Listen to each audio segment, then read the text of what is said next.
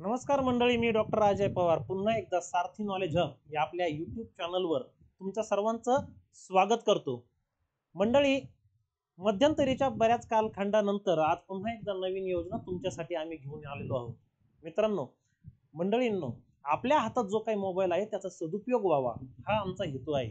तर मित्रांनो, या मोबाईलच्या माध्यमातून आणि आमच्या यूट्यूब चॅनलच्या माध्यमातून या ज्या काही नवीन योजना आहेत त्या तुमच्यापर्यंत पोहोचाव्यात, खेड्यापाड्यातील गोरगरिबाला त्याचा लाभ व्हावा हा शुद्ध हेतू हा आमच्या या उपक्रमामागचा आहे। यामुळे सारथी नॉलेज हब एक सेवा म्हणून आपल्यासाठी या नवीन नवीन योजना आपल्यापर्यंत पोहोचवत असते। आजही अशाच प्रकारची एक नवीन योजना तुमच्यासाठी आम्ही घेऊन आलेलो आहोत। तर मित्रांनो, पावसाळा सुरू झालेला आहे। तर पावसाळ्यामध्ये अनेक आपत्ती आपल्या पिकांवर येत असतात। वर्षभरामध्ये शेतकरी तर संकटाशी दोन हात करतच असतो आणि अनेक संकट त्याला ग्रासत असतात आणि या सर्वातून सुटका व्हावी म्हणून सरकारने पीक विमा योजना सुरू केलेली आहे।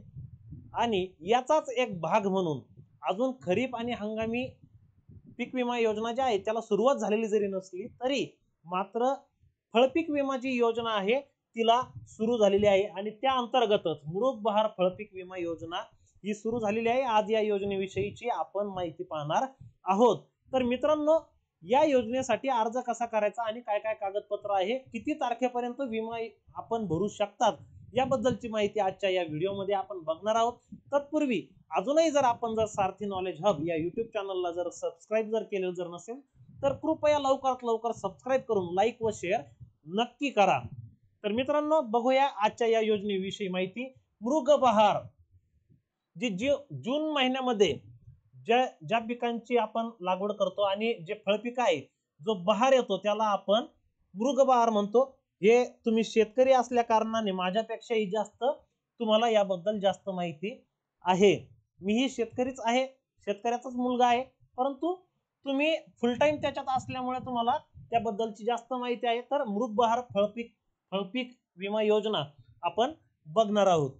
तर मित्रांनो, यासाठी आवश्यक कागदपत्रे काय, ही विमा जर तुम्हाला जर भरायचा जर असेल आपल्या फळपिकाचा तर त्याच्यासाठी तुमच्याकडे तुम्ही 7/12 तुमचा 8 उतारा, त्यानंतर तुमचा जिओ टॅग फोटो सुद्धा त्या ठिकाणी लागतो, शिवाय आधार कार्ड आणि बँक पासबुक ही जी कागदपत्रे आहेत तुम्हाला फळपीक विमा योजनेसाठी लागतात। तर मित्रांनो, ही कागदपत्रे आपण तयार ठेवायची आहेत आणि यासाठी कोणत्या पिकासाठी किती तारीख शेवट आहे हे देखील आपण बघूया। तर या ठिकाणी मोसंबी या पिकासाठी पीक विमा भरण्याची तारीख आहे 31 जून। आज आहे 20 जून, म्हणजे तुमच्याकडे अजून 11 दिवस आहे मोसंबीचा फळपीक विमा भरण्यासाठी। त्यानंतर डाळिंबाची तारीख आहे 14 जुलै आणि त्यानंतर सीताफळाची तारीख आहे 31 जुलै, म्हणजे या तारखेपर्यंत आपण हा फळपीक विमा भरू शकता। तर मित्रांनो, अशा पद्धतीने ही कागदपत्रे घेऊन जर तुम्हाला जर घरी जर शक्य जर असेल तर तुम्ही घरूनही हा विमा भरू शकता किंवा तुमच्या जवळचं जे काही CSC सेंटर आहे तिथं जाऊन तुम्ही हा फळपीक विमा भरू शकता। फक्त ही जी सांगितलेली कागदपत्रे आहे ती तुम्ही सोबत घेऊन जायची आहे। पण मित्रांनो, लवकरात लवकर पीक विमा काढून घ्या, कारण अगदी शेवटच्या क्षणाला जर तुम्ही जर काढायचा विचार जर करा तर त्यावेळेस साईट हॅक होण्याचे प्रकार जास्त वाढतात।